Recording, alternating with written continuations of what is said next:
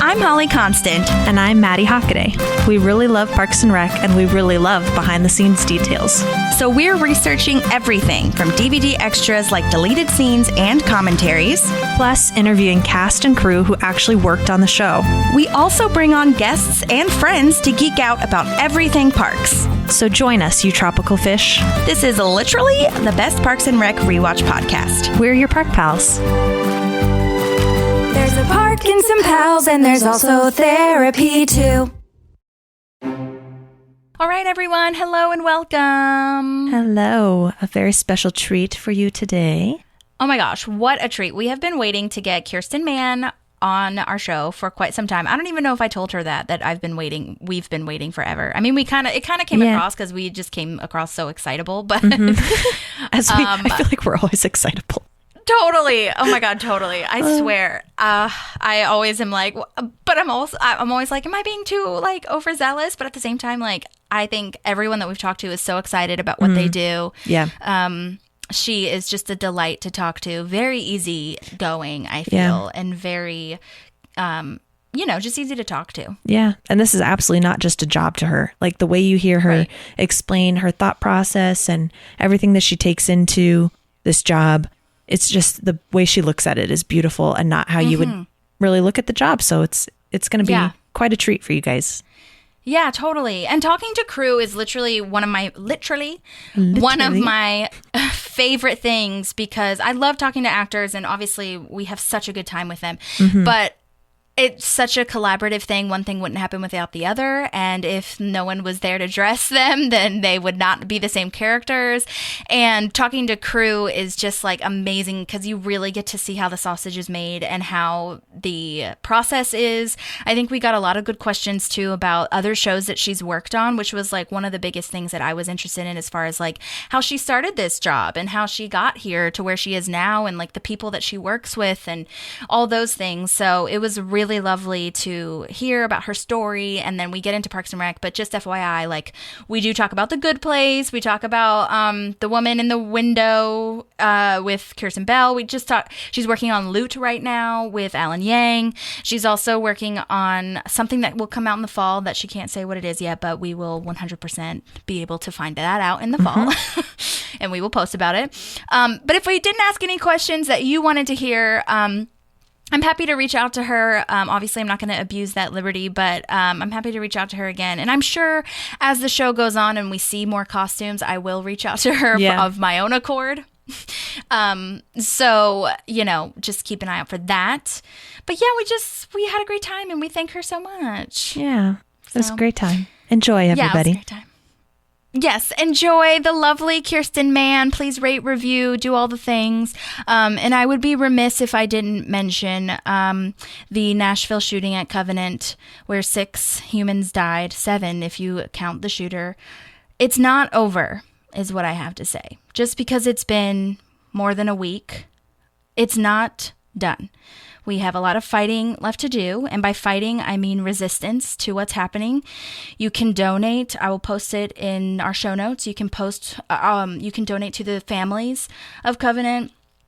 Tennessee also just blocked the drag ban, so that is a little bit of a good news. It's temporary. Again, it's not over, but I will say you have to take a break sometimes from the doom scrolling and from the rage that you might feel. I was talking to Maddie a little bit about this before. I have never felt such rage at my country until this week. I mean, obviously it's been going on forever, but when it's close to you feel it hits different. It does hit different. Yeah. Especially on that Monday where I was just so angry. I was like, I don't care about your thoughts and prayers. I don't care about your signs that you're making. It's not changing anything. And that was a really negative view.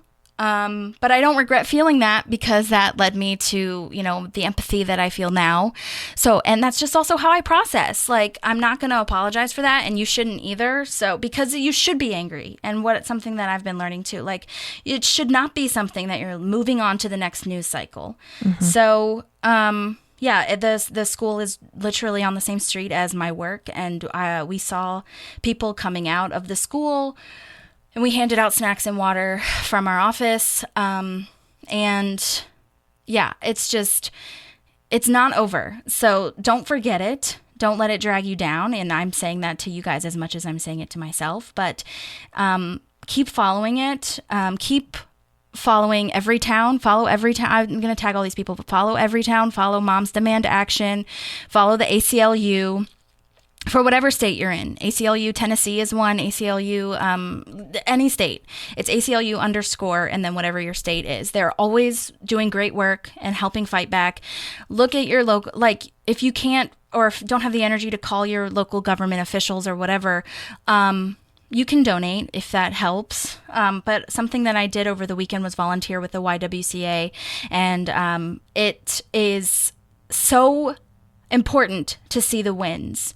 Because if you don't know or see how you're winning, you will not want to keep going. So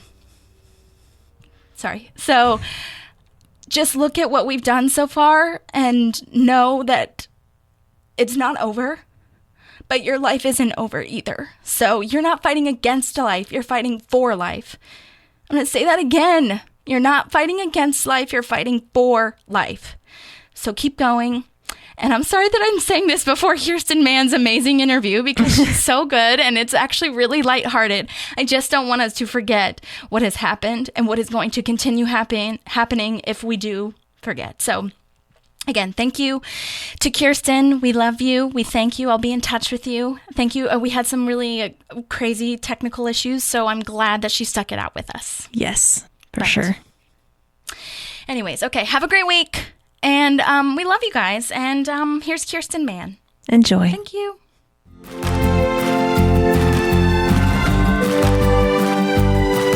There's a park and some pals, and there's also therapy too. Hi. I've listened to your show a couple of times, and it's so great. Oh my God. Thank you. Thank That's you. awesome. We appreciate it. I wore, I wore my Parks Crew t-shirt. Oh, That's perfect.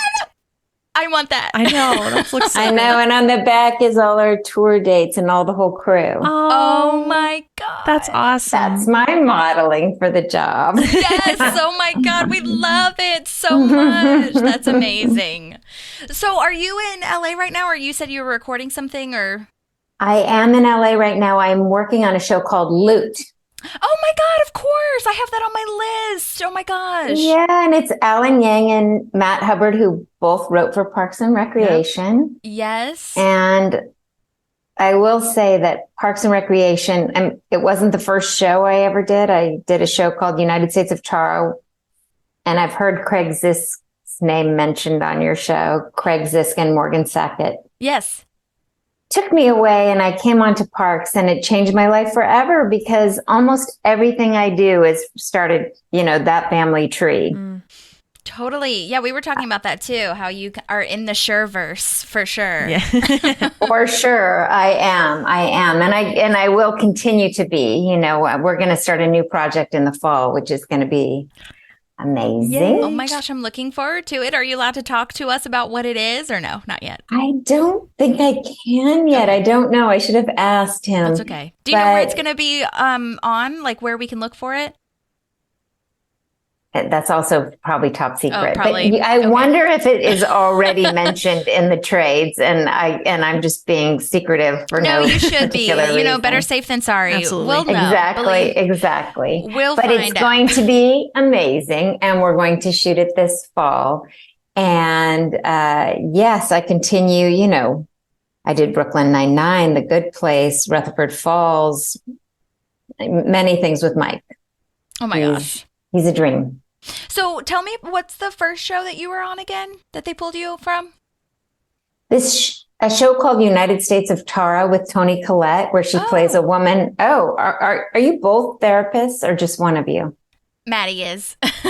Maddie, you have to see it. It's about a woman with multiple personalities, and one of her personalities is a therapist. Fascinating. Yeah, it's a very fun show. One of Brie Larson's first shows. Ooh. And Craig Zisk came on to direct an episode, or he might have also been a producer on the show. He is so wonderful, and I would follow him anywhere. And he led me to Parks and Rec, which really became, it's still such a huge part of my life. Yeah, absolutely. Well, and that's one of our first questions that we always ask guests is how they got their job on Parks. So you really already answered it. Wow. But like, how many seasons did you do of the first show of the United States of Tara? I think we were only on for 3 seasons. Okay, gotcha. Okay. And then I was overlapping a bit, which I called doubt firing between the 2 shows. But then, I mean, Parks is my heart. It really is. And it's ours too. Yeah. I know. It's so exciting to share that with you. Yes. It's such it's so funny that you 2 are doing this. I mean, it's amazing for us. And it's so many years later and many shows later. It's the gift that keeps on giving, honestly. Yeah, I mean, Maddie was mentioning too about how it should have another resurgence, because I feel like The Office kind of had a resurgence, or not kind of, definitely did have a resurgence, and like everybody was rewatching it and everything. But I don't feel like Parks has gotten there yet. People are, but like it's so niche. It's like a tiny little thing. So I'm so excited for that eventual happening, because I think it'll be, now that it's on Peacock and everything too. Yeah, it's funny because I feel like when we finished 5 years later, it popped back up, for my son's generation. Mm-hmm. They were all watching it and wanting, I had a few things like the waffle necklace. And I mean, now I wish I still had them, but anybody who was a fan, I felt like, oh, here you go. Yeah. I don't know who has it. Oh my God. But like little things that meant something to people like you 2. Yeah. I would have sent them to you for sure. Oh my God. I will say that I took out my Pawnee High yearbook. No way. What is that? Oh my God. Oh my What's gosh. inside of that? Yeah, I've never is it seen an actual yearbook? Guys, you are so going to want to come to my house. All the baby pictures, crew, all of us, everybody who ever worked on this show, all the characters, because I felt like, how am I going to remember everybody's name and everybody's, of course I do remember, but I haven't seen the show myself. Oh my God. There's where Mike Schur signed my yearbook. I was going to ask if people signed it. Oh my God. This is so amazing. Oh my gosh. We knew this was going to be a good one, and you are just proving it. Oh my gosh. Mike was the principal. That was a note from the principal. He kind of looks like a principal or a math teacher. That kind of pans out. Totally. He does. I think he'd be very flattered to hear that. He is the best person. Oh my God. What a great Who wrote thing. the book about how to be a good person, right? Yes, exactly. You know that. Yeah. Yes. Oh my God, that's so cool. I still haven't bought that book, but I have read excerpts online, and people always talk about it on the podcast. So, or they on the do. podcast in general. Yeah. Well, I was going to ask too, like, how did you first get into the wardrobe department? How was this like something that you studied for, or was it like an internship that led to, whatever? Like, what's the story? What's my story? Well, I started. Funny. I was in New York City, and I worked in children's books, and I was taking, I was in school for set design. I pictured myself an opera designer or something to design those huge sets. Mm-hmm. And I was in school, and I started working as a PA. I started doing craft service. I started doing anything I could in the business, mainly in commercials in New York. And eventually I moved to Los Angeles, and working in the art department is very tough. So if you interview all those people, kudos to them. Totally. But I looked over at the costume department, and I felt like, wait a minute, I want to do that job instead.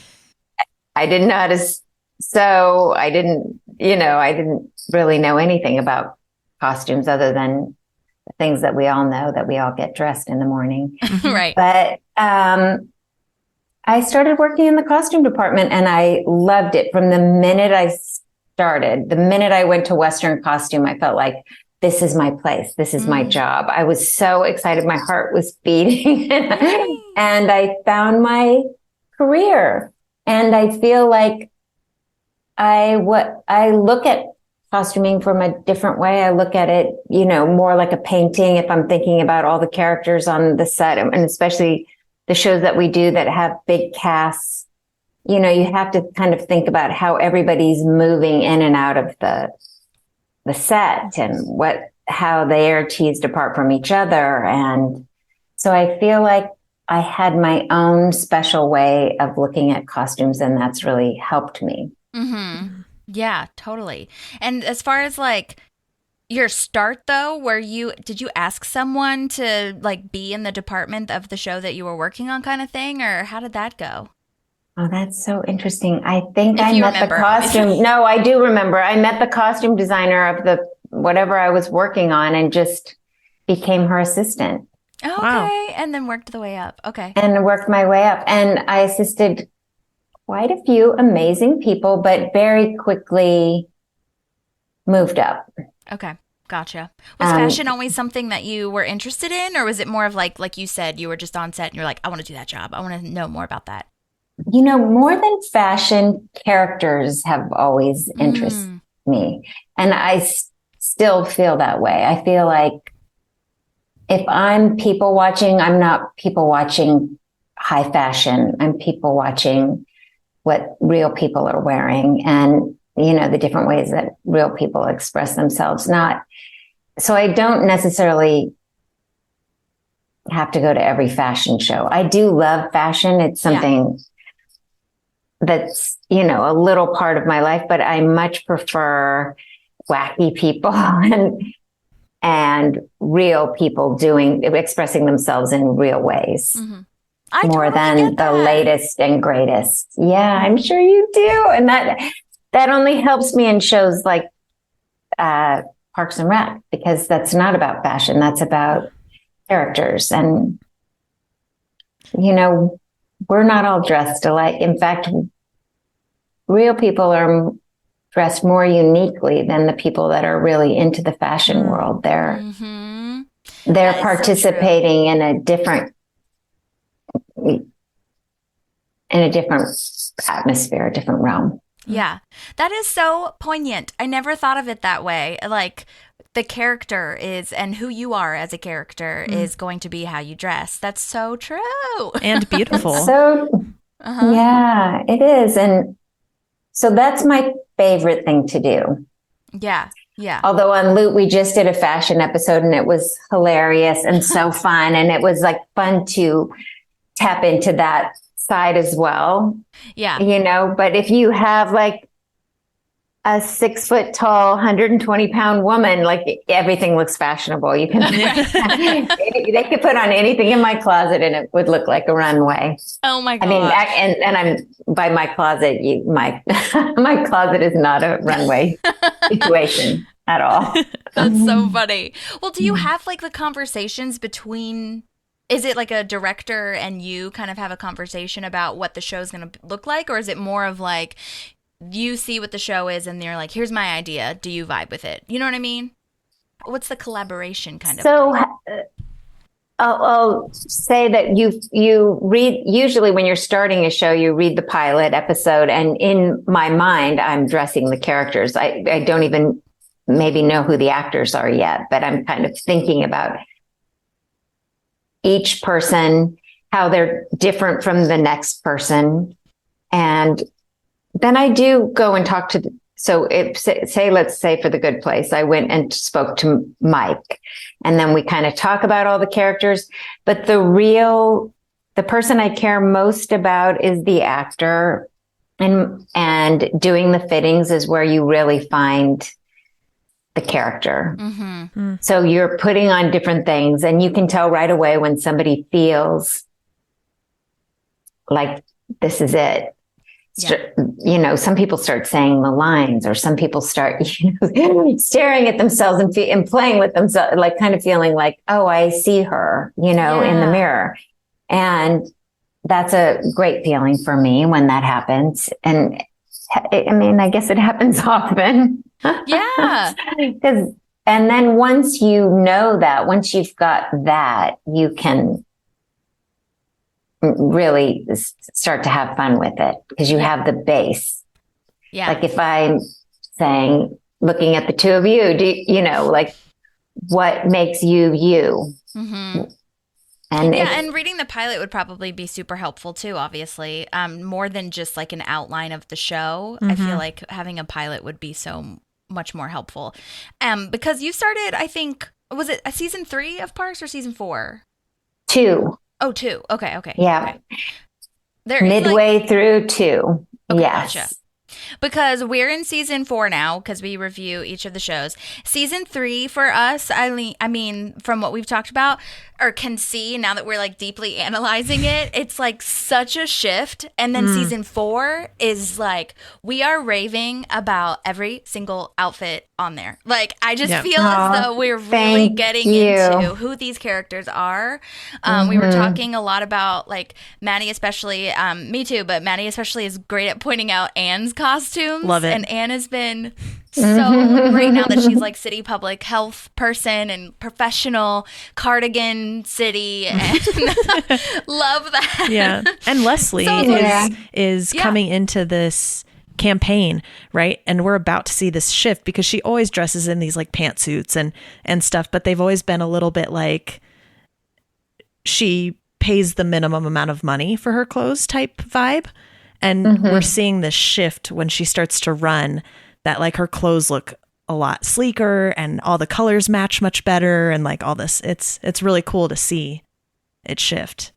The shift. Oh, thank you for that, because I think when I started, you can't just come on as a designer and you have to slowly infiltrate your eye. You don't want to throw away everybody's closets. Yeah. And you want to make sure that you're always, I like to operate, I like to think about each person having a closet, just like you and I have a closet, like the three of us all have closets, and that we're pulling from those closets, making different looks. But I like to reuse things. I like to not make it look like every single thing is a new outfit, so that it gives a little bit of reality to the character. But I think by season 4, we could kind of clean out the closets. We could make sense that things, we call it retiring. We retired most of what they had started with, and we kind of had tried to give everybody a little bit of a freshen up. Yeah, totally. Wait, Maddie, can you ask your question though that you had about like designing or like the process. Goodwill type? Yeah. Because that was actually one of my other questions was, do you reuse stuff? Because every time I watch TV shows, I'm like, it doesn't make sense to me. They're supposed to be real people. Like, and we don't have a new outfit for every day. Like, right. I mean, I wear this at least 8 times in the winter. So, so that's really cool that you answered that you reuse stuff and just made it like a new outfit, which I love. And then my brain was also like, what's the process of, okay, we're going to have this episode and she's going to need these 3 outfits. Do you like sketch out what you want it to look like? And then does somebody make exactly what you're looking for? Do you go shopping? Like, what is that process? That is different with every character and every show. Wow. And we do all of the above. So a lot of times I'll talk about Parks since that's what we're talking about. These people definitely had a closet. I had to think about where they would shop. Do they online shop? I want to make sure it's as authentic as possible and never to make it about the clothes. That's something I try to work on and make it. I want to participate in the storytelling over my own trip about clothing. Yeah. So I'm here to be of service to the actors, to make sure that they feel comfortable and in character, and to be in service of the story, to make sure that the writers are getting anything they need from me. So if it needs to be a quick read that Anne is in a different kind of mood or something, I want to facilitate that. And mainly I want to facilitate when it's very real people and very real Midwestern people. I definitely want to make sure that it looks, it might be slightly heightened, but that it looks real. Mm-hmm. Mm-hmm. That's awesome. Is there like a whole wardrobe, warehouse of wardrobes kind of thing that you like go pick out kind of vibe, or, how does that work? Or are you going shopping? So definitely we go shopping. Definitely we make things also. I didn't answer that. We make a lot of things on loot. Like a lot of Maya's dresses are made, we on The Good Place, we made so many of Tahani's dresses. I was going to ask about Tahani's dresses. Yeah, they're so awesome. intricate and fabulous. Yeah. Oh my gosh. Yeah, they are. They're fabulous. And so we make a lot of things, but when it's when we need to, and when it makes sense for that the character would have things made. Mm. Although I will say, Amy was pregnant. Amy Leslie Knope was pregnant with Abel during the 3rd season. Mm-hmm. And I don't know if you ever could tell, but, so we made a lot of those suits. We made things that could hide her pregnancy. Mm-hmm. And we tried our best. Little times, but I mean, we were talking about that one time where it was kind of the style. So I think it was really just, the sign of the times, if you will. But there was that time in the 2000s, like early 2000s, 2010s, which is when the show was, where it was like there was a cinch right underneath the breasts, mm-hmm. and so and then it's like a flowy thing down to the bottom. Yes. And so it's like, and I had those in high school, or in college too. Like I had those all the time. So like I feel like, and people definitely could use them as a maternity vibe too. Yeah. Right. And so it was a great mixture of using both, Yes. And we definitely used those to cover up her. I think she was the only. I always have a pregnant person on the show. Yeah. In fact, at that same time, a part of Parks, I was shooting something called Up All Night, and Maya was pregnant with Jack. Oh my gosh. So Up All Night was the Emily Spivey created that one, yeah? Yes, she did. Yeah. Also, Parks Family. Yeah, totally. Oh my gosh, we just did a whole breakdown on her because she directed a show in season 3, I think. So. She is wonderful. I've worked with her many times, and she co-wrote Wine Country. Mm-hmm. Mm-hmm. Yeah, so good. Which Amy directed. So we all managed to stay together, for the last 14 years. We have not really been apart. Yeah, so cool. Do you ever talk to the actors or do actors ever have not suggestions, but are they ever this doesn't really feel right, or do they ever say anything of that nature? Oh, sure. Of course that happens. Yes. Okay. It doesn't happen that often. I think, touch wood, I think I'm very lucky, and I'm trying to think. I mainly work with comedians. So we talk on the phone first, and we have such a shorthand. And I will say, there are people that definitely are pickier or care more about what they look like. Mm-hmm. But I love to tell this story about Amy, and it's so, she's pregnant with Abel, and I used to, I was walking up to her trailer, and she's like, "This looks good, right?" And she looked so pregnant, but she just didn't care, and she does not want to put on another outfit. And I'm like, "No, you look so pregnant." But she has so little vanity. Her thing is not, she wants things to be funny. Right. So she cares so much more about the words and what is funny, and than she does about what outfit she's wearing.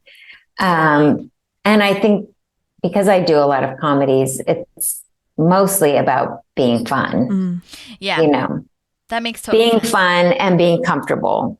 Every comedian wants to be comfortable. Yeah. Yeah, totally. And every person like me wants to be comfortable. Yes. I know, totally. Well, especially if you're like, I don't know, if you're trying to focus on the joke like Amy and everybody was trying to do, it's like you don't want to pull too much attention. But I also feel like the balance of that was so well done because there's still some really cool stuff on there. Like Donna's stuff is so cool and like vibrant. And I mean, do you remember if there was a conversation about Donna's clothes at all, or how did that work or anything? Well, Retta and I would have a lot of fun, and I love her to this day with all my heart. She loves bright colors, so it's very easy. I mean, we would just buy anytime we saw something bright, it was landed in her closet. We had so much fun with her. And actually, I was just thinking, I mean, we often text each other. For her wedding episode, I was crawling under her wedding dress to fix a piece of tulle or something. And she had her phone and she has a picture of like my head popping out of her giant wedding dress. That's awesome. And we'll often send it back and forth to each other just to make each other laugh, Yes. Oh my gosh. Every that's few amazing. Months. Yeah. Her wedding dress was phenomenal. How did you do that? Did you design that or did you just find it in a store or a little bit of both? A little bit of both. Okay. Yeah. Yeah. I'm sure we cut and paste. Yeah. And I'm trying to remember, but definitely we did a lot to it, but we probably found the base at a store. Okay. If I remember correctly. Okay. And like, do you get the script like a week before or like way far in advance so you can see this is the storyline that's happening, therefore this is what they're going to be wearing? Like, how does that all work? That's such a good question. And it's changed over the years. But yes, definitely we're in production and we are shooting something, we're prepping something. So we'll get the script of the thing. The week that we're shooting, let's say 1, 2, 3. Mm-hmm. The week that we're shooting 1, we're prepping 2. And the week, and so on and so on. So you're constantly prepping, wrapping, and then you're wrapping the one before. So say we're shooting 2, wrapping 1, prepping 3. Got it. And so you get to keep your brain working. I'll say that. Yeah. And when I'm on multiple shows, my brain is really, really working overtime. Really thinking through it. But nowadays, more and more people are doing something called crossboarding, where you're shooting 2 and prepping 2. So you keep 4 episodes in your mind and you're wrapping 2, which you don't really have to focus on. You just have to kind of make sure that ball is rolling as well. Gotcha. And during COVID, I did something with Kirston Bell called The Woman in the House, and we crossboarded all 8 episodes. So we shot 8 episodes at once. Oh, the Netflix thing, right? Yeah. I watched that. I binged that so fast. Oh my God, that was great. You did? Oh. That's a great I love show. Kirston Bell so it's much. such a she is the best. great She's combination so too of, comedy and drama and like weird and goofy. Yeah. I'm glad you caught the goofy. I was so nervous that people were going to think it was serious. I mean, it's supposed to be a comedy, but I think Yeah, totally. They played it so straight. It was. No, I totally caught it in like her very like housewife suburban moments going on, that as far as her wardrobe. It nailed it. The vision was there. The vision was there. And I shouldn't give it away. But more on that later. I don't know if anybody, but anyway, yes. So that, it depends on locations. If you're trying to shoot out a whole location, you are crossboarding a lot of episodes. And that's a lot of work for us, but it makes it easier for the whole production. Yeah. Meaning that I'm thinking of the whole unit, which is more like doing a movie, but because it's television, there's a lot more to do, more changes, more, Totally. Well, I feel like in a movie, right, usually there can be a couple weeks, but you're not seeing every day of the couple weeks over the movie, right? You're only seeing several outfits. So it's like a TV show, you're having at least several outfits in one episode. Right. positively. There's many more outfits on a TV show. Yeah. Totally. And every once in a while, we'll get an episode, say Leslie and Ron are stuck in the bullpen for, that means like my lucky day, one outfit. Yeah. And I mean, do you work on like you were talking about this too, but I mean, is it often that you're working on multiple shows all at once? You said that you work on a couple shows, but like I can't even imagine how to keep that straight. Yeah. Yes, I have been doing that, and that's because I have an amazing team. And the person who was the costume supervisor on Parks and Rec, Alexis Jacks. Shout out to Alexis. Hey, Alexis. Hey, Alexis. She's the best. When you have people like Alexis, and I should name so many more people, they're basically helping you keep track, helping you juggle the ball. And when you drop a ball, they pick it up. And so, yes, I have done multiple things for many years, and I'm going to stop. I'm here to say it on the air. You deserve to. Thank you. I want to do one thing at a time because you get more of a life. Yeah, absolutely. My son is 23 now, but I just said that same thing to him. I said, I'm going to do one show and I'm going to work less hours. And he's like, yeah, you worked so many hours when I was a kid. And I was like, knife in heart. Oh, And I circled back to him and I was like, he's like, no, you took me to every piano lesson. Don't worry about it. But then he was like, but you were working like 18-hour days. And I was like, but that's not true. It wasn't that many to a kid. I'm sure it felt like that. But, right. No, but TV hours are insane in general. They are so absurd. Yeah. So, I mean, I totally get it. And Amy Poehler was doing the same thing. I mean, a lot of them had kids and stuff too. So, I mean, well, and also Maddie and I talk about this all the time though. When we're so passionate about something, it's really hard it's already hard enough to say no to the things that you're not passionate about. So to say no / scale back on the things that you are passionate about, it's one of the hardest things to do. Yeah. Especially when you don't know it could lead to something else, right? You don't want to miss the opportunity that could be on the other side of saying yes to this one thing. Yeah. Right. It's okay. So you're a therapist. I need help with that. But because as you both know, our family tree grew. So now I'm with Matt and Alan and also still with Mike. And I do so many projects with Amy.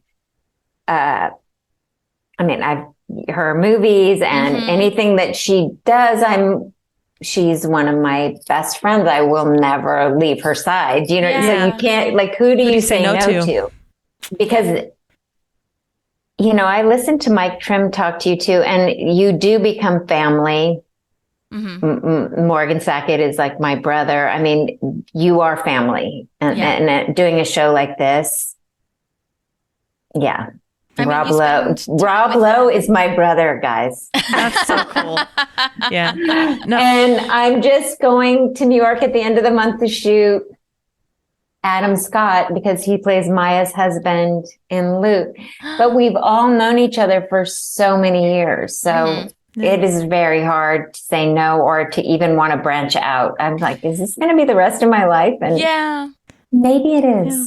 Maybe it is, but also it's never in your timing. It's always in the universe's timing, which is annoying. So maybe eventually you'll reach to that point where you're ready to branch out, but could be a lot worse too, which is the stupid thing to say. I know, but no. Oh no, I'm kind of joking. I mean, I do other things. I just finished a movie this fall called No Hard Feelings. Okay. With the director was Gene Stupnitsky, who I'd never met. So he worked on The Office a lot. But he did work on The Office. So we are distant cousins, but we run in the same hadn't circle. Met. We run in the same circle. Jennifer Lawrence is in it. I've never met her, but loved her to death. She's such a gorgeous person and hilarious. So I did leave the family for a group of cousins. Yeah, there you go. Right. And that's always nice. So as long as I keep it in the, in the gene pool, I think I'm okay. Wait, the DNA, if our DNA matches, I'm in.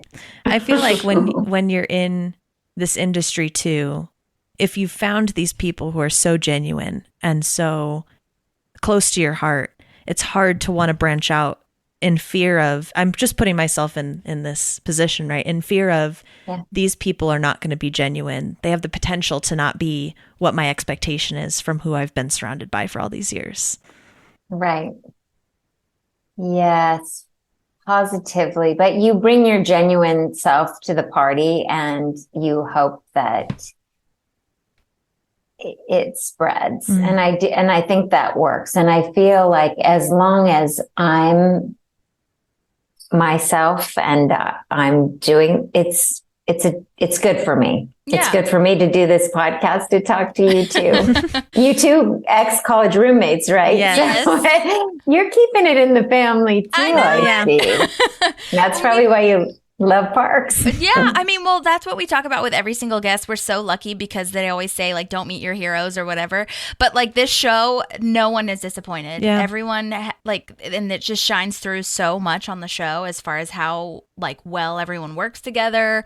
And I mean, I'm not saying that there probably weren't hard times or whatnot, but when you are family, it's like you go back and forth and, you know, there's always that connection and it just shines through so well. So.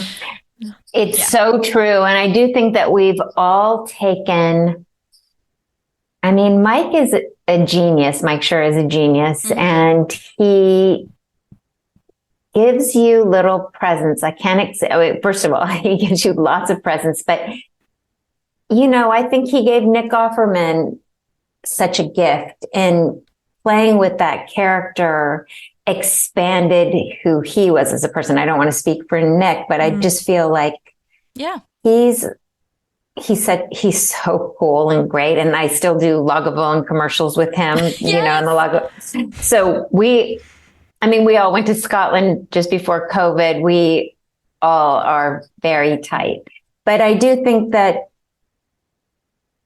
Mike sees something in you and writes to it, and then you get to embrace a part of yourself that's already you, but you get to be that. And I'm not on camera, so he doesn't write a part for me, but I think that his trust in my choices changed everything for me. Yeah. I became so much more confident as a costume designer working on parks with Mike.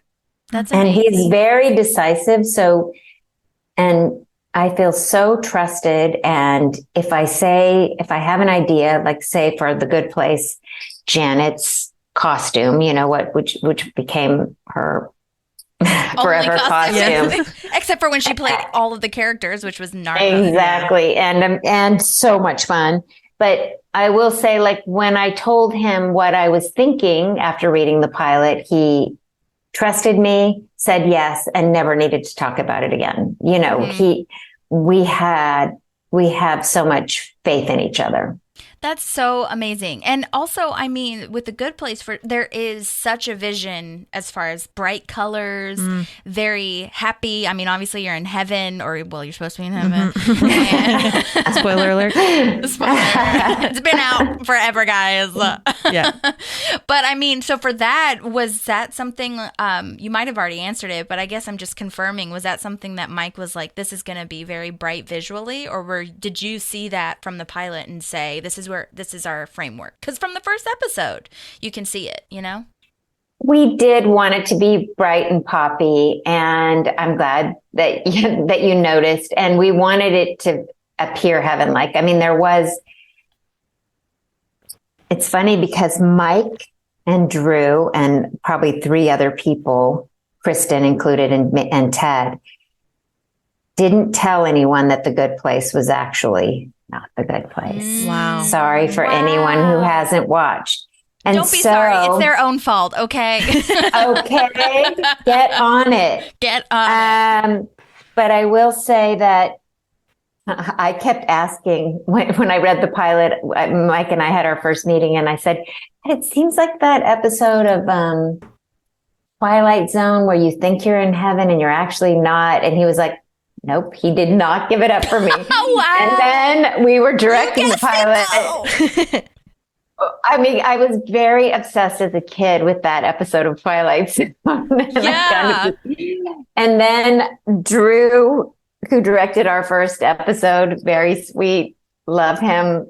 Also, I said the same thing. I was like, seems like hell. And he was like, nope, nobody would give it up. And so, Wow. and then they had like a big meeting. I'm sorry to veer off into The Good Place. No, where we they had that on our told list too. all the actors that they weren't actually in The Good Place, and I can't remember which episode. So, and they were all shocked, and I just felt so superior for a minute. Literally. You are. Well, I mean, I 100%, I mean, maybe it was just my naivete. I don't know. But I did not know until Kirsten Bell literally had that line. I was like, what? Endless frozen yogurt does not seem like hell to me. No, right? That is our heaven. Guys, I need ice cream. Oh my God. There's only one frozen yogurt place here, and it's kind of far away, and I'm so annoyed because I used to live in LA for a little bit, and there was yogurt lands on every corner, and I miss it. Yes. Oh, wait. Now, so where are you now? Where are you two? I'm in Nashville. And I'm in Arizona. And wait, wasn't somebody in Wisconsin at one point? Now you're both. No. I'm This like is- from Illinois. So I've got some you're Midwest in my Yes. in my blood. In your blood, but now Arizona. Yes. Yes. And we met in Boston. Yes. Yeah. Oh, and you met in Boston. So That's it's so all sweet. over the country. Yes. Trickled around. Yeah, but I could swing a cat and hit I probably shouldn't say that, and hit a yogurt and hit a yogurt land. You can't say that anymore, can you? Yeah, you can, but yeah, I mean, I feel the same way about that saying, kill two birds with one stone. I'm like, Yeah. there has to be a better way. Right. Oh, that's very funny. I'm such a bird fan, and I never think that expression. I never think of it like that. That's very interesting. I've been saying it's not going to catch on. I feel like it's like fetch and it's not going Right. to catch on, but I've been saying two apples, one arrow. I'll Two use it. Apples. Oh, I like that. Okay, we're I'm spreading just it right now. We'll make it happen. turning around. This one has a broken leg. These came from Amy. Two birds. Oh my God, they're so precious. And guys, right next to it, one stone, but not on purpose. Oh, that's How funny. in the heck? Wow. How? Oh my God. That is amazing. Okay, well, we have to talk about the wedding dress for Leslie. Oh my gosh. Because the iconic. best. It's a dream. Like dream, It icon, legend, is star. Yeah. so much fun. That's the gift that Mike gave me. That I have to say, he said it was going to be from newspapers, and maybe I'm not going to take credit, but maybe I thought that it should be articles about her, and then we kind of made this whole thing, and then not that anyone would know, and sewing it together, and that it's what she and Anne do together. It was so much fun, and making those pleats, and it was a lot of the costumes were very arts and craft, and that was one of them where I brought Mike down at least once and showed him how I want it would be. And my son at the time was very into origami. Hi, Charlie. And we were always making origami, blah, blah, blah. So this was a dream for me. The way that I wanted to fold the paper was very specific because I'd made a lot of origami hats. And so it all came together miraculously. And I think it looked really good. Oh, It looked amazing. absolutely. How did you start though? Like, where did you get the base dress? Was that something that you already had, or were you going shopping for that? Or I did go shopping for a base dress. We cut it apart and we, made our own. So okay, Amy was up there and we were trying to see what kind of bodice would look the best on her. And then we just were trying to figure out, it's not a full base. We really did cut and paste quite a few things, so was there including, like fabric including the underneath? newspaper. Oh yeah, I think definitely. we had some tulle underneath to pop it. It looks like it. Yeah. Like it I peeks think out It was under a tulle situation. Yeah. Yeah. So it did Who end up doesn't like being a little newspaper articles or whatnot of Yes. her. All about her. Oh my God. Oh, Leslie Nope. Did props like actually, or someone, another department that I might not know about, did they actually type up articles about her and for the dress? Oh, we had the best prop person in the business. I don't know if you've ever spoken to her, Gay Perella. No, but okay. She Perella, is number one prop person that I've ever worked with. Sorry to all the other prop persons who are amazing prop people. But she's so incredible. She did Mad Men. She's so thorough. I mean, working with her is a dream because she makes everything else look, she wrote all the books, all those book covers, all those, she'd do things that were inside. She probably made our yearbook. Oh my gosh. I bet she did, but she's incredible. And yes, we would have newspaper articles that she would she's just the most thorough person. And I think because of her, Mike was able to, we have lots of Easter eggs throughout the season. And I noticed that you two caught a couple that moved from Parks to The Good Place, where we would wink at Parks from The Good Place. Mm-hmm. Yeah. Mm-hmm.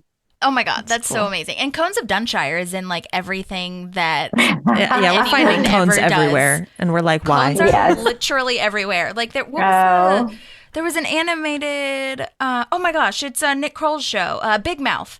And Adam Scott did a voice on that. He played a teacher, and they had cones in his room, like in his that's room. So and I was like, funny. It's everywhere. And then I think, is it Morgan Sackett who has the production company that's literally called like some Dunshire thing or Cones of something? I can't remember what it is. I don't know if it's Morgan or Norm. Somebody has a production company. Well, Morgan is in partnership with Amy and Kirston, and he's has a documentary company, Diamond Docs.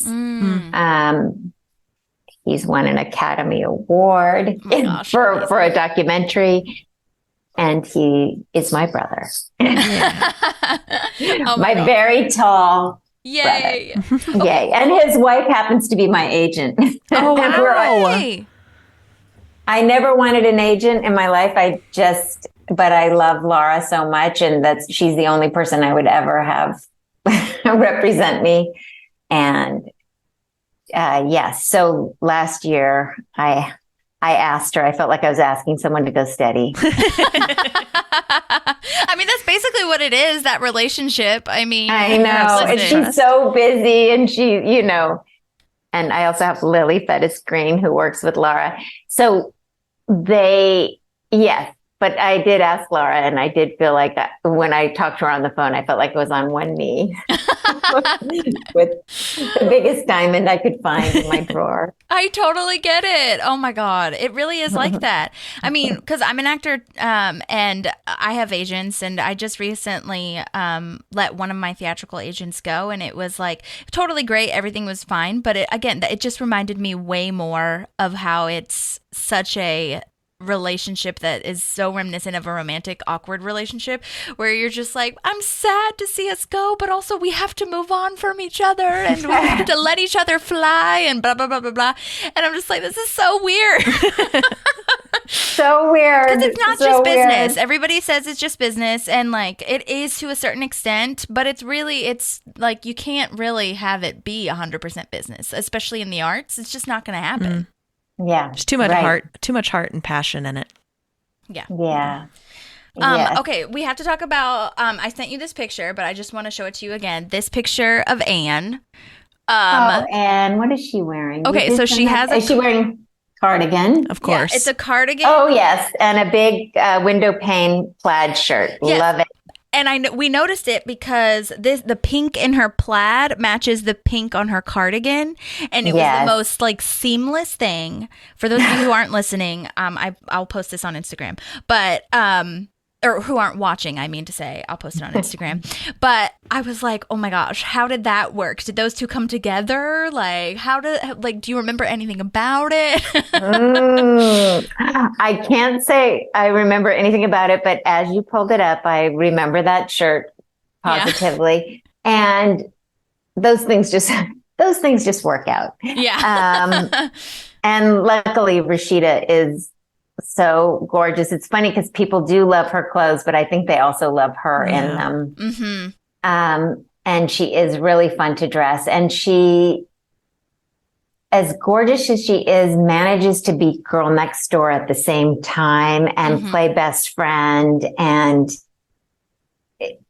she's incredible. That's amazing. Well, and I mean, what we were talking about too is as far as her being more professional in this City Hall workspace now is so different than just wearing scrubs or just being at her house kind of vibe. Even when she's in her house, though, she has really great clothes. And there was this one scene when she was at her house giving Leslie some clothes from her closet, and all her clothes were so sexy. Just the pretty woman dress. You go, Anne. Yeah, the pretty woman dress. Do you remember that part? Yes.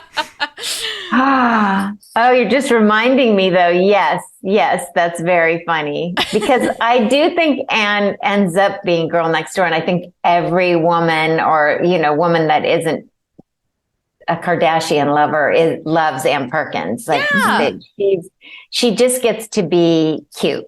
Yeah. Yep. That's a great word. And she's a cute meat. And well-rounded, I feel. Yeah. Well-rounded. Is that what she said, Holly? Well-rounded? Yeah. Yeah, because she puts on this, when you put her next to Leslie, she's like this strong best friend, I'm ready to keep Leslie grounded person, right? And you're like, oh, she's so put together. And then you put her in front of a guy she feels awkward around, and you're like, oh my gosh, she's human.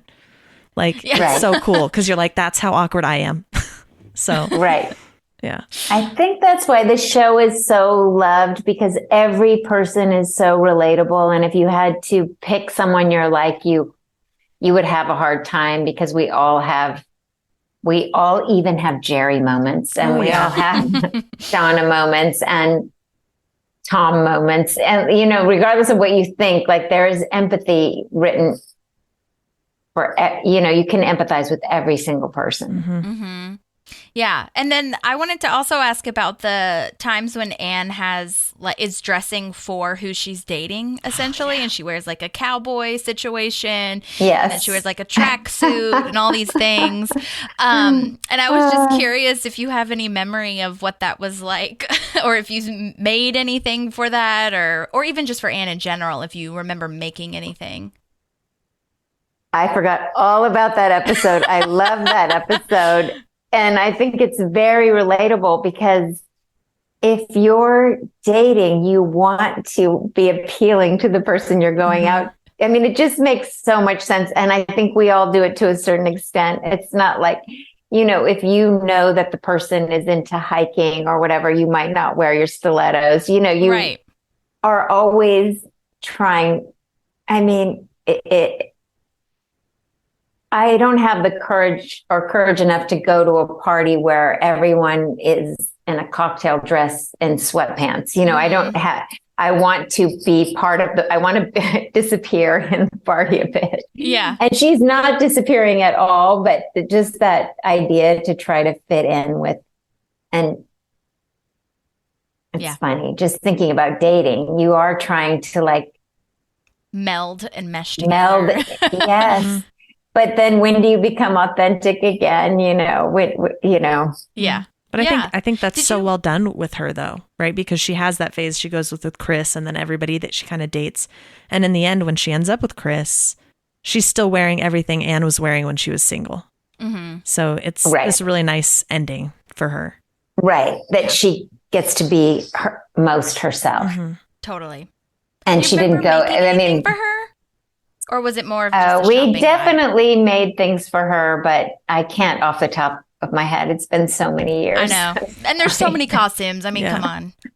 We make so many things. Yeah. And I work with the same seamstress that I did back in Parks and Recreation. Okay. Hello, Monina. Who is so talented, and she makes she's the best. That's really nice to hear about the team too, because I was going to ask you about like the seamstress or like the sewing skills that like, do you bring that anything like that to the table as far as your skill set goes? Because I feel like you don't necessarily need it, or do you? I don't know. Some costume designers are excellent tailors and some of us are not. I think that sometimes it can get in your way because I'm not afraid to ask for something. It's funny. If I started to direct, I think I would have so much empathy for the costume department. I think like, I can't ask for a football team tomorrow, where other people don't know what you'd have to, with the hoops you'd have to jump through to get there. Yeah. And with Monina, I just go in there and I think, and I say like, I want it to be like this and like this and like this. And, kind of, we're both drawing pictures and showing, what we kind of, the vision to try to make something. And yeah, I think I asked for a little more than I should. And I always get it because I'm not quite sure what it's going to take for her to get there. Mm-hmm. And that's maybe not a nice thing to say, because what I'm saying is she works harder for me because but I do think we can push a little bit up against each other and we always come up with something amazing. Yeah. Yeah. That's awesome. Is the sketches something that, you feel like is a strength too, or is it more of like, here's just kind of an outline? Because sketching stuff, from what I've seen, not that I know a bunch, that looks like insane too, just from a sketch and then bringing it to life, Yeah. My sketches look like maybe a fourth grader did them.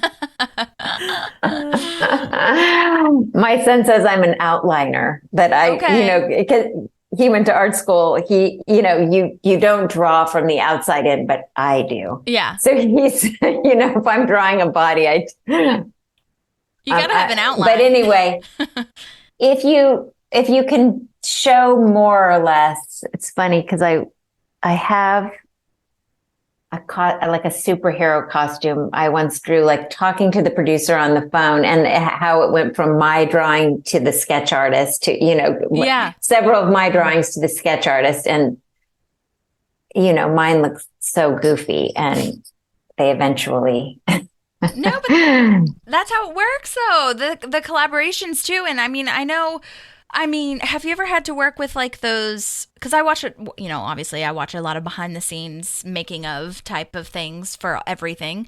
And I've seen those like 3D kind of sketches, or what you would see on the computer once it's like goes from sketch to the online thing. Do you have to do much of that in the shows that you work on, or is that more of like a movie period piece type thing, or you know what I mean? I mean, you can do it or not do it. Everybody has a different way of doing it. I feel every once in a while, I do it. And I don't have to do it on every show. Definitely not. And especially when you're doing contemporary. Okay. I think a lot of like futuristic things, and maybe for Amy's wedding dress, for Leslie Knope's wedding dress, I might have sketched the length that I wanted it to be and how we were going to connect all the folds, those ideas. But we're moving so fast. It's not like that in television. If you have a week to prep something and build something, you're not spending one day drawing it. And that's how much time it takes.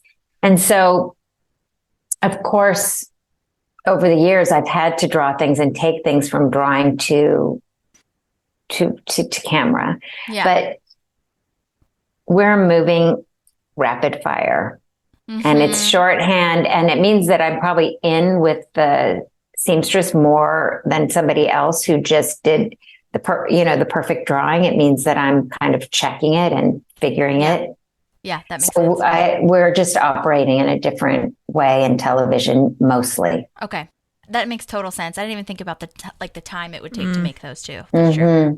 Okay, I have a deep cut question. I don't know if you'll remember it, or even if a lot of the fans will remember it, but I have to ask if you remember the divorce horse Which is basically this big horse that comes in and does a telegram to Leslie and Ron. It's just this big, huge horse mascot costume. Oh, vaguely. That's very funny. I mean, I think it was in like the end of season 2, maybe. So I don't even. No, I'm sure I did it, but Yeah, we did a lot of those walkabouts, and we did build those. We, when there were like the weird lady that looked like a bird and an eggshell, all of that we built. We built Jerry's giant coffee, when he was like a coffee pot. Yeah. And those things we did build from scratch because they're very specific and they don't exist out you can't order them from Amazon. Right. Mm-hmm. A horse costume, you can. I'm sure we ordered parts of that and then made parts of it. And that's generally what we're kind of doing to move that quickly. We get some kind of base and then we make it our own. Got it. Okay. But like, say the coffee pot, we had a week to build it and it was crazy, but with some foam and some spray paint. Some crafty women, you can, and men, but totally. Our team is mostly women. Yeah. Yeah. And are you having like meetings with your team pretty much every week to say like, you do this, or is it more of like on the job, like on the fly kind of thing? I would say we have meetings every day. Okay. All our offices are next to each other, and I still, to this day, sit across from Alexis. She doesn't do every job with me, but many. Yeah. And so, oddly, my view is the same as Parks and Rec, my beautiful Alexis Jackson's face. Yeah.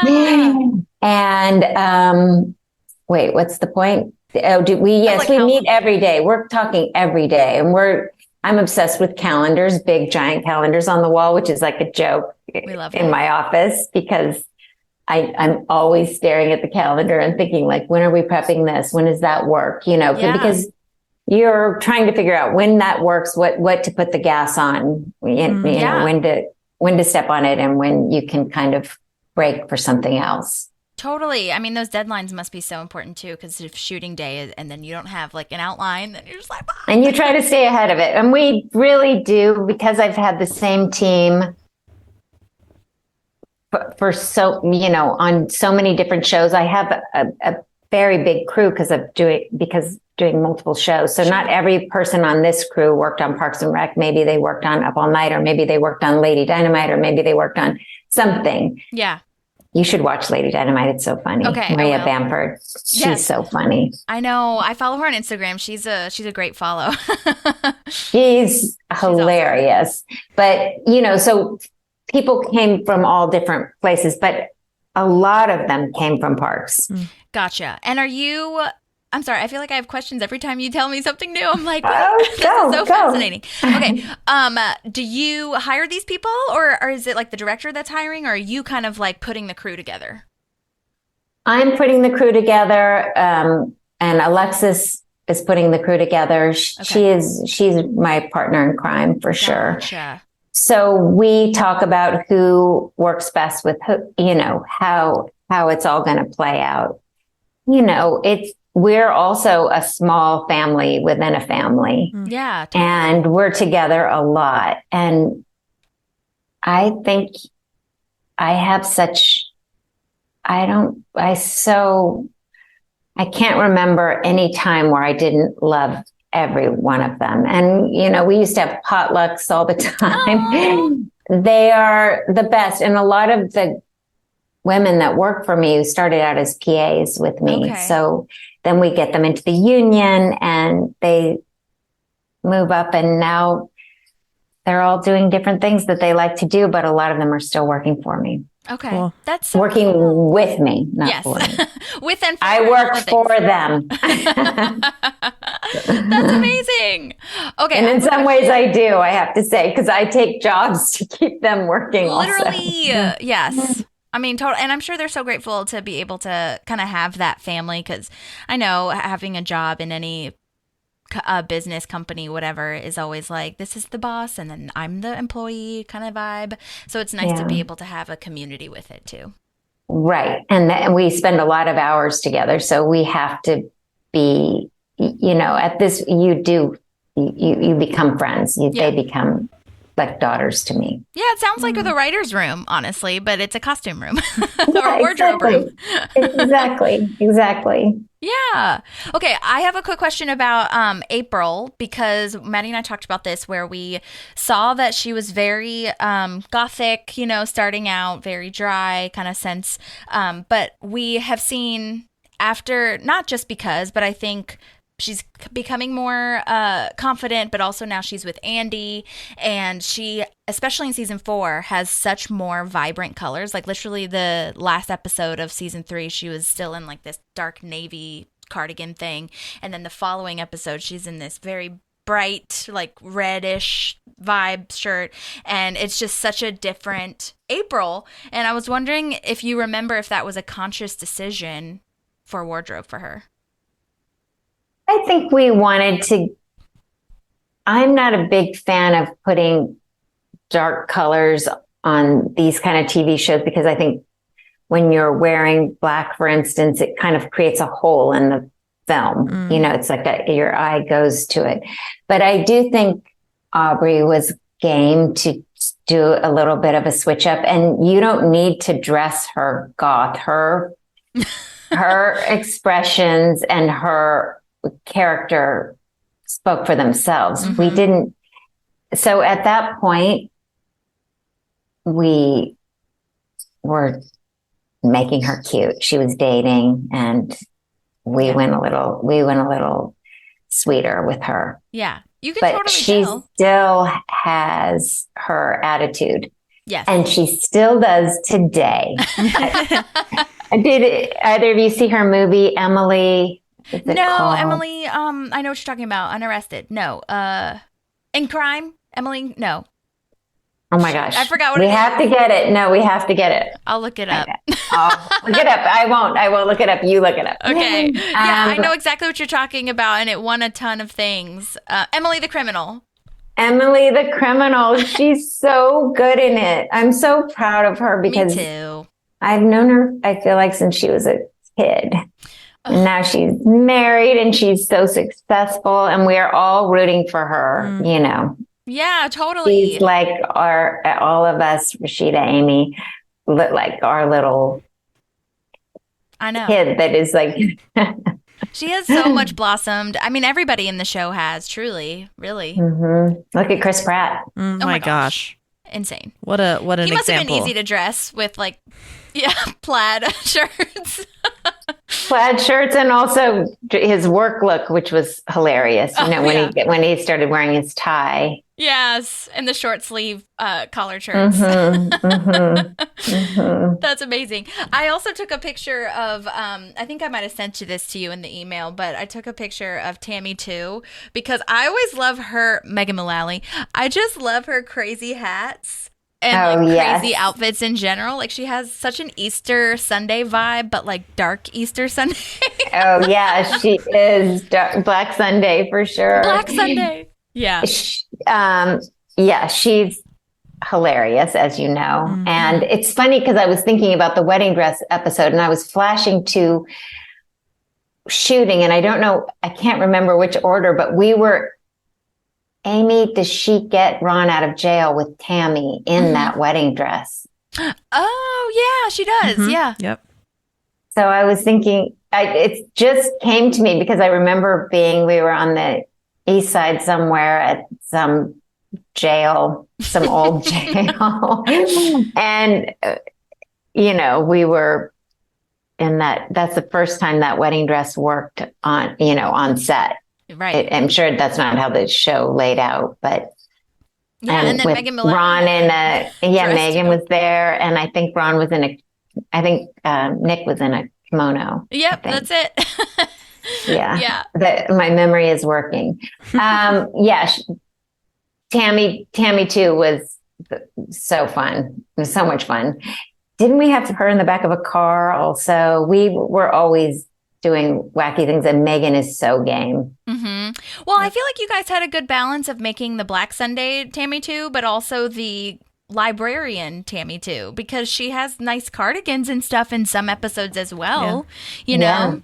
So I thought that was really interesting. And I just was curious as far as, did you know like what her whole vibe was going to be? Or was it more so you just read the script and you were like, let's just give her some crazy shit?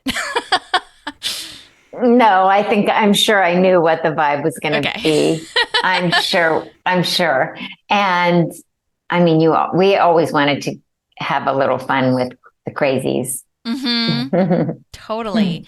I mean, were there any like crazy malfunctions or any weird memories that like stick out to you from the show? I wish I talked to you 10 years ago, because I'm sure there were. I'm sure there were. I would say maybe Amy's pregnancy sometimes made us hustle a bit. Sure. Just because I never wanted, I was always watching the screen praying that you wouldn't see Abel poking through the belly. We couldn't see him. It's so funny because he's such a tall, gorgeous young man now to think about that. Yeah. I don't know. Not off the top of my head. Well, if anything comes to you, I mean, you have my info. Yeah, I do. Well, and as far as like speaking of pregnancies, because Maddie brought up too that Anne was pregnant at one point during, not like in real life, at least as far as I know, but she must have had like a baby bump situation going on. Like, was that something that you had to work around? and is that something you're in charge of, the bump, Right. or is that Yes. props? No, I'm in charge of the bump, and I'm sure we got it, and it was very easy with Rashida. It wasn't. I'm sure it wasn't. We've done it a million times. That is something that is TV 101 or movie, whatever, film 101, to put those baby bumps on people. The much harder thing to do is to play not pregnant when you are pregnant, which happens. Interesting. And on every show. Yeah. Every show, the actress calls me and says, "Guess what?" No. Like, I'm so happy for you, but also my job just Could you have waited? Exactly. It's much easier when Andy Samberg says, "My wife is pregnant." Oh Yes. my God. I know, which kind of sucks because it's like, I don't know. I kind of wish that they could somehow write that in so it's not as hard or not as like frowned upon to have that, or like have other options, because I know that fashion is so hard for bigger people. I mean, me speaking as a size 16, 18, like I can't go in a lot of stores. I have to go online because I can't try stuff on. And a lot of times like fittings with are not like, I haven't had terrible experiences, but like people I think I wear it well. People look at me and give me smaller sizes, and I'm just like, thank you, baby girl, but that's not no. So, and then they'll try to like squeeze me into something, and I'm just like, there has to be another option, and I know that's not like pregnancy, but there's just a lot of like red tape, I think, that you have to think about and work around, Right. Amy always would tell me at the end when we were coming back for the next season, she'd say, she was like, "Make sure you don't give me any small pants." Like, they're gonna rip. Well, just not that they're going to rip. It's like, I don't want to try on clothes that are too small for me. Like, you know what I mean? That makes you feel crappy. Like you want people to get your sizes right. And yeah. Well, and it's so hard too because the sizing is so different from store to store. That's the hardest part. Completely. So what you do when is you say you're a X size wear, and then once you have that, you can map out what size you'd be every other place, Yeah, that makes sense. I mean, have you had like super long fittings before where you like couldn't find something, or is it more so like, we'll just make it work and you just are collaborating the whole time? I feel like we're collaborating the whole time, and I feel like I have long enough discussions with people before they come. That's key. And, I'm going to mispronounce Jana's last name, Schmeling. I'm going to say her name wrong, so I'm not going to say it. Okay. But anyway, where that if somebody says they have something, a difficult body to fit, you would talk to them. ask them to bring in something that you might be able to pattern. So that if you have a favorite dress, you, Holly, and you were like, oh, I wish I had this dress in more fabrics. I would, and it looks so good on me, this silhouette. I would try to build things from what you already know. I mean, I also try to take people know their bodies. So it's helpful to. That's smart. Yeah. Ask people what they actually want to wear and what actually looks good on them. Yeah, totally. That makes sense. And hopefully that they're like honest about it. Because I'm sure also some people like have never had to think about that, until they're like specifically asked, because every body is different, you know? Yes. Yeah, that makes total sense. And we've talked a lot about the women's outfits, but I mean, is there anything? I feel like the dudes are just kind of easy-ish. I mean, like Adam Scott was probably like really the only one that I could imagine character-wise different because of the cardigans and the ties.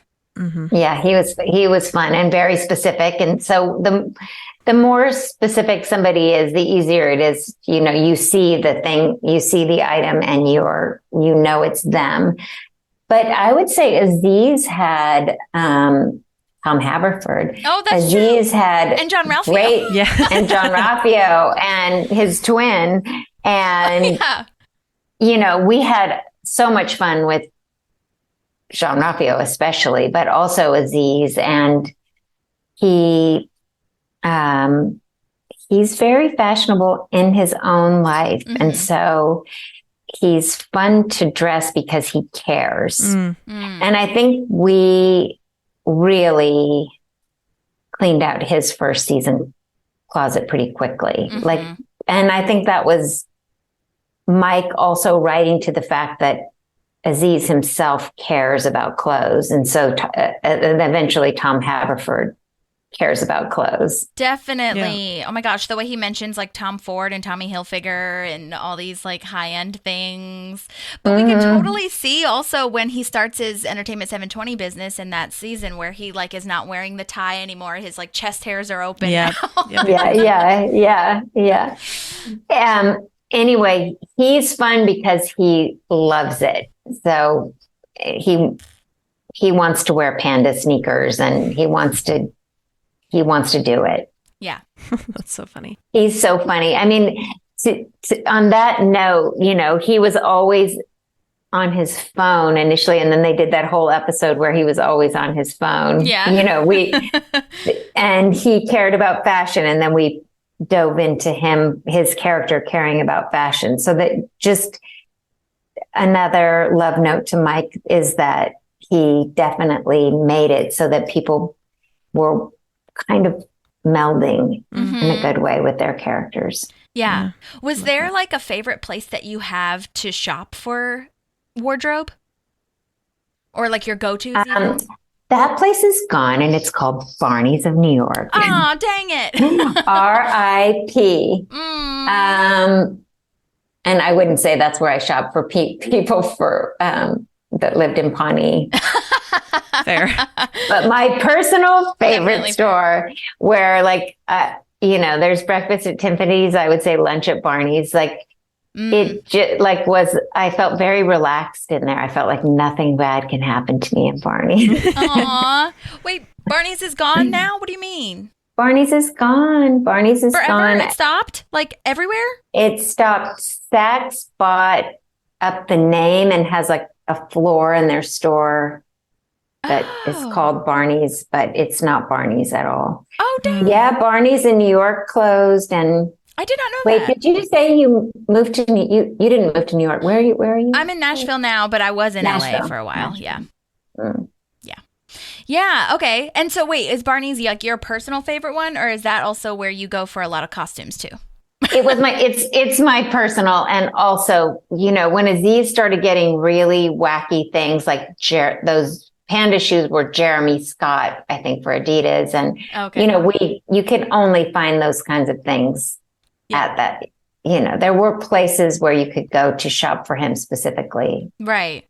Well, and speaking of that, I mean, when he opens up Tommy's closet or whatever it is, like, was that you guys or was that prop that was figuring out which clothes he was going to put in that store? both. We definitely give a few things that might be iconic, but props fills the store, and they get credit for that. We only give a little cherry on the sundae. Okay, gotcha. I mean, it's just on those kind of beautiful. things, yeah.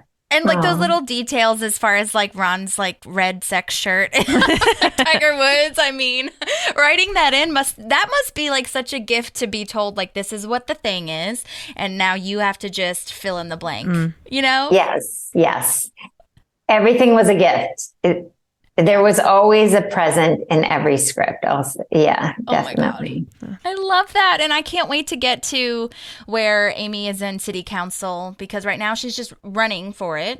And I feel like it just changes so, like, as even with her hair and everything just looks so clean. You know what I mean? Yeah, and I like her dark stuff too, like her navy blue stuff as well. Yes, she looks so good. Wait, so you're going through episode by episode. So you're on episode which number are you on? We just finished season 4, episode 2, the Ron and Tammy. So we just met Tammy 1. So what number are you on? I think we made 124, did we? Episodes? Ooh, I don't know. Oh, you don't know what? In my head. Right. I should know that, but I don't. I mean, I should give know a that. guesstimate because there's 6 in the first season, like 22 in the second. Yeah. So 28 plus 22 again. I mean, 24 episodes is insane. Like, I can't remember. Like, it doesn't happen anymore. It doesn't happen. Like, that is so wild to me. I'm speaking of the hours and stuff, which, by the way, you were just showing your son that you are a hardworking mom. Okay. So that was nice. Thank you. And Amy, too. And we had that, that we wanted to be working moms.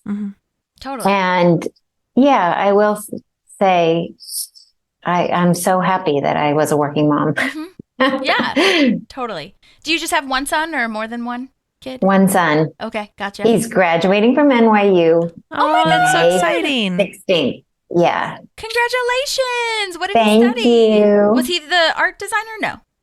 He was in art. He's doing the aesthetics of politics. He gets to make up his own major because he goes to a school called Gallatin. Okay. So I don't know what that means, and I don't know what he's going to do. Okay. But, let's see, art and political movements. That's the interesting. That's the lowdown. Yeah. I would be intrigued to see what he does with that. That will be great. Yeah, let's see. I mean, there is art in political movements, like Obama's poster. Hello. Yes. Lots of stuff going on. And I mean, we're talking about it now. Lots Leslie's of buzz. outfits. Exactly. All the murals in Pawnee. Yep. Oh my gosh, of course. Yes. We did talk to oh my gosh, I'm going to forget his name. This is so awful. Jeff Massa, I believe is his name. Oh, yeah. He's the art director. And he's worked on, I think he's worked on a couple of other things with Mike Schur as well. Yes. But that's just one person in the like huge crew of parks. So it's really lovely to me to hear about the like set design too, because that whole like the bullpen and everything and the way that they have the courtyard on the set to make it seem like they're outside. It's so beautiful. Yeah, it is. The birds in there. Oh my God, the pigeons. We're obsessed with the pigeons. We talk about them all the time. So am I. I'm so obsessed with the pigeons. And maybe that's where my pigeon obsession started. Because I collect, and I also live in New York. And in New York, I have paper mache pigeons everywhere. Oh my God. Totally. I've some been of them collecting. are real, some of them aren't real in the show. Yes. So it's like, which one's real? Yeah. That's cool that you collect those. I'm sure that's a fun collection. It is. I think so. Awesome. Well, do you have any other like memories that are just like popping off the top of your head, or any crazy things that you can think of? I don't know, anyway? but I do think that I just will say that I love the show, that it changed my life, that I made some of the best friends in my adult life. at Parks and Recreation. Yes. Love that. Well, you've changed our lives, so Yes. And I mean that Thank very you sincerely. too. Thank you too. I'll call you for therapy later and just for chatting later. Yes. Well, one of the questions, one of our wrap-up questions that we have, though, is if you could relate to any character in the show, who would you relate the most to? You can pick top 3 if you need to, because sometimes it's hard. I know, it's funny. Let's think about this, because you initially just go straight to the women, right? So, and I feel like every woman knows the Leslie Knope in herself. You know, the person that is trying so hard and working so hard and going up against something again and again. Mm-hmm. But I also feel I relate to Anne, that she's, I think, the friend portion of her. Mm-hmm. I do think that if cast in this life, I'm cast as friend, not as lead. I like it. Lead character energy is real, though, so we can manifest. But also, everybody needs a friend. Yeah. So Everybody there's no needs a bigger friend. I think I might be sidekick. I don't know if what that says about me, or that I picked that for myself. Well, It you're the almost lead character feels in your a own bit life. lazy. No, I'm saying in my own life, I'm The I'm the sidekick. friend. I'm The giving you lead sidekick, character. the third wheel. You know, I'm that guy. No. Oh my gosh. Well, all of these shows would not be the same without you. So, I mean, look, Yeah. everybody also does need a sidekick. So, I mean, it's not Yes. a bad place to be. Right. Maybe I am. You know, I'm definitely. Yeah. Yeah. I mean, Batman wouldn't be Batman without Robin. Who are we kidding? No kidding. Harry Potter And- would not have survived a day in his life without Hermione. Oh, like, yeah, are you never. kidding me? Like, Never. Never, ever. Well, Hermione's the lead, isn't she? Yeah, right. Come on now. Yeah. that's what I'm saying, Yeah, too. they It's both like would have these been dead. sidekicks Are totally. Yeah, they needed. Yes, Sidekicks exactly. are like, that energy surrounding sidekicks should definitely be taken away. Well, let's remove that, because they would, the leads, quote unquote leads, would not, like, whatever. They're just, Whatever. they're the pretty face. Yes, They're not- yes. although Well, Amy, I there is- will say, is the lead character of everything. So, She Queen Goddess, mother is. of everything. She is. But as a friend, she will be a sidekick to you if you need to lead. Yeah. She's that good of a friend. Oh, that's amazing. I love that so much. Maddie, did you have any other questions or things that I forgot to say? No, I think I got to ask all of my questions. I'm much more of a listener. I like to just listen and soak everything up. So I think you got the right job. yes, Being a therapist, you never want a talky therapist. this is true. I've had those. It's not great. I always want my therapist to tell me what to do, like exactly what to do. And that's so Me not the job, but too. like I want them to be like, no, you need to do this immediately. Me too. I want like a mother for rent. Yeah. It's like kind of a bossy mom that isn't like my mom. Right. Because my mom will boss, but I want, I know like the therapist creed is to like guide your clients to what they need to do, but I'm just like, can you just tell me and like speed this along? Exactly. Okay, Maddie, do you ever really know what someone should do? And you're just sitting there, like sitting on your hands, like, oh, I can't tell them. They should just leave that husband or whatever. So Like in Shrinking. Oh my God. You guys have to watch Shrinking on I Apple. haven't I seen wanna it see yet. that. I've got to see it. You will Yeah, both me love it too. because that's what he does. But anyway, go ahead. yeah, so I do less the sit in an office and just listen to you vent and then give the slight guidance. I do less of that, and I work with a lot of kids that are on the autism spectrum. That's where my passion is. And then I work with counseling their family into how do you better support your kid. So I do a lot of direct conversation. That's not always fun. Do you see what your child is doing right now? They are screaming for this without screaming for this. So you have to do this or this behavior is not going to change. So I do a lot of very direct in your face work. And I have told someone you probably shouldn't be dating that person to a parent. And should I have? Maybe not. But it was in the kid's best interest. I love that. I do. I think that is what I would want. I'd want somebody to just say, like, stop. Yeah. What are you doing? But I guess we all have to figure it out on our own time. I know. In our own time. I know. That's true, Holly, huh? We learn that all the time together. I know. That's been the mantra lately. It's like the universe's timing is not my timing, and it sucks. But, whatever. Yeah. But yeah, seriously, watch Shrinking on Apple TV. Jason Segel is phenomenal. It's the same casting crew and producers and stuff. Not cast, but a lot of the crew is Ted Lasso. And that combination that they have of combining the deep with the funny is just flawless. It's so good. Oh, I cannot wait. Yes. I cannot wait. Oh my gosh. Well, Kirston, thank you so much for being with us Thank you guys. Thank you. So much fun. Such a fun way to spend my Sunday. Yay. You're both very easy to talk to. Thank you. If you see Alan, tell him hi, tell him we love him, and tell him to reach out to me immediately. And Mike Schur. I mean, it wouldn't hurt either. And Mike Schur. And Mike also, Schur. I mean, Alan Yang and Rob Lowe, I know they have their own podcast, but I think they've taken a pause just because of all the stuff they're working on. I know Rob Lowe has his own show. So if they would like us to take over, listen. I know that I did do their show initially because I was working with Alan at the time. Yeah. I couldn't be too busy because he knew exactly what I was doing. Right, exactly. You're like, my schedule, so I can't lie. It's a little intimidating, but it was so much fun. Good. Yeah, they're so cute. Both of them are so sweet. Yeah. Like you too. Thank you. Thank you so much. Thank you for having me. Yeah. Have a good Sunday. We'll see you soon.